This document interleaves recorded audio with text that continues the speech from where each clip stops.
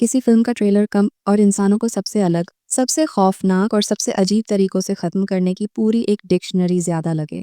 अगर ऐसा फील किसी चीज़ से आता है तो उसका नाम है धुरंधर।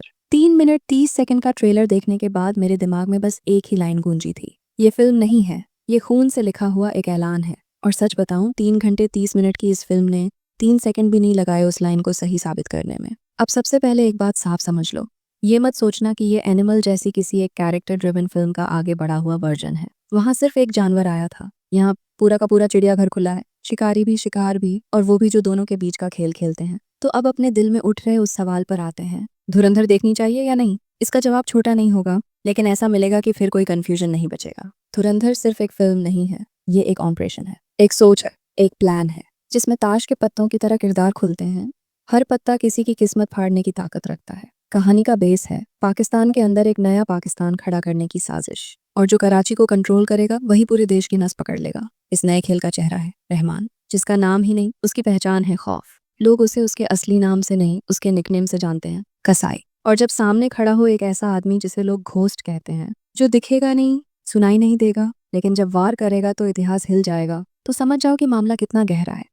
यहीं से फिल्म धीरे धीरे एक साधारण कहानी से निकलकर ट्विस्ट, थ्रिल, सस्पेंस और पॉलिटिक्स के ऐसे भंवर में चली जाती है, जहां हर किरदार शतरंज का मोहरा नहीं, पूरा का पूरा खिलाड़ी है। यहाँ कोई सीधा हीरो और सीधा विलन नहीं है, हर किसी के हाथ पर खून है। बस फर्क इतना है कि कुछ का सामने दिखता है और कुछ का पीछे से सब चलता है। एसपी चौधरी असलम, जो वर्दी में है लेकिन दिमाग से पूरा अंडरवर्ल्ड पढ़ चुका है। वजीर, जिसकी परछाई ही डर पैदा कर देती है। और फिर आता है हमजा, नाम जितना खूबसूरत, आतंक उतना ही बेरहम। ये कैरेक्टर सिर्फ स्क्रीन पर नहीं चलते, ये आपके जहन पर चलने लगते हैं। और यहीं से धुरंधर एक फिल्म नहीं, एक मनोवैज्ञानिक हमला बन जाती है। डायरेक्शन, ऐसा लगता है जैसे कैमरे की जगह बंदूक पकड़ी गई हो। आदित्य धर, जिन्होंने उरी दी, क्या सच में वो उस दुनिया को सिर्फ फिल्मी नजर से देख रहे हैं? क्योंकि धुरंधर देखकर ऐसा लगता है जैसे उन्होंने सिर्फ रिसर्च नहीं की, बल्कि खुद उस खेल का हिस्सा रह चुके हो। हर सीन में इतनी बारीकी, इतनी गहराई, कि आप सोचने पर मजबूर हो जाते हो, कोई इंसान अकेले इतना डार्क कैसे सोच सकता है? 3 घंटे 30 मिनट की फिल्म, जिसका पहला हिस्सा ही अपने आप में एक पूरी फिल्म जैसा है,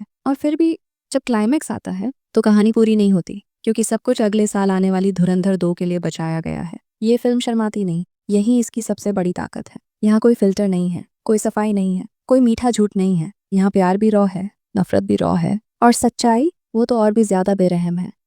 हिंदुस्तान का सबसे बड़ा दुश्मन कौन है? फिल्म ये सवाल खुलेआम पूछती है, और जवाब देकर चुप नहीं होती, वो जवाब को जिंदा जला देती है। यही वजह है कि इस फिल्म को हेट भी मिल रहा है और तारीफ भी, क्योंकि ये सिर्फ एंटरटेनमेंट नहीं, यह एक आईना है, और आईना हर किसी को पसंद नहीं आता। एक्टिंग, यहाँ रोल्स नहीं निभाए गए, जिए गए हैं। इस फिल्म का असली सिक्का है अक्षय खन्ना। ऐसा नेगेटिव रोल जिस पर भी दिल आ जाए, ये काबिलियत हो तो हर किसी के बस की नहीं।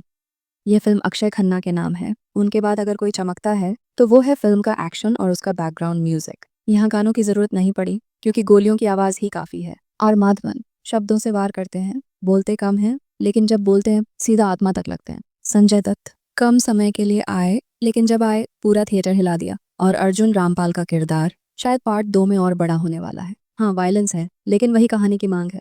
ये फिल्म बच्चों के लिए नहीं है, ये फैमिली आउटिंग वाली नहीं है, ये एक ई grade realistic dark brutal cinema है। इतना क्रिएटिव वायलेंस आपने शायद ही पहले देखा हो। ऐसा लगता है जैसे डायरेक्टर ने कैमरा नहीं, मौत का ब्रश पकड़ा हो। आप कभी आंखें बंद करने का मन करोगे तो कभी स्क्रीन से नजर हट ही नहीं पाएगी। यही इसका जादू है, और यही इसका खतरा भी। कहानी बोर नहीं करती, हर 20 मिनट में नया तूफान। फिल्म लंबी जरूर है, लेकिन इसमें एक भी ऐसा पल नहीं आता जब आप कहो अब बस करो। हर थोड़ी देर में एक नया मोड, एक नई चाल, एक नया झटका। ऐसा लगता है जैसे आप मूवी नहीं, कोई इंटरनेशनल लेवल की थ्रिलर बुक पढ़ रहे हो। बस फर्क इतना है, ये किताब जिंदा है। अब आखिरी फैसला, क्या ये फिल्म सबके लिए है? नहीं। क्या ये एक जरूरी फिल्म है? 100% हाँ। बोल्ड है, डार्क है, खतरनाक है, और सबसे बड़ी बात, ईमानदार है। अगर हॉलीवुड में बनती तो लोग इसे मास्टरपीस बोलते। थोड़ा रोमांस कमजोर है और एंडिंग अधूरी, पर शायद यही भूख है जो पार्ट 2 के लिए बचा कर रखी गई है। अब फैसला तुम्हारे हाथ में है। साधारण हल्का समझौता वाला सिनेमा चुनोगे, या फिर वो जो दिमाग, दिल और रूह तीनों हिला दे? वायलेंस वार्निंग है, गालियां हैं, इंसेंट सीन है, तो फैमिली के साथ नहीं, अकेले जाना बेहतर होगा। लेकिन एक बात तय है, अगर थिएटर में मिस की तो बाद में पछताओगे जरूर। फैसला तुम्हारा है। Take care.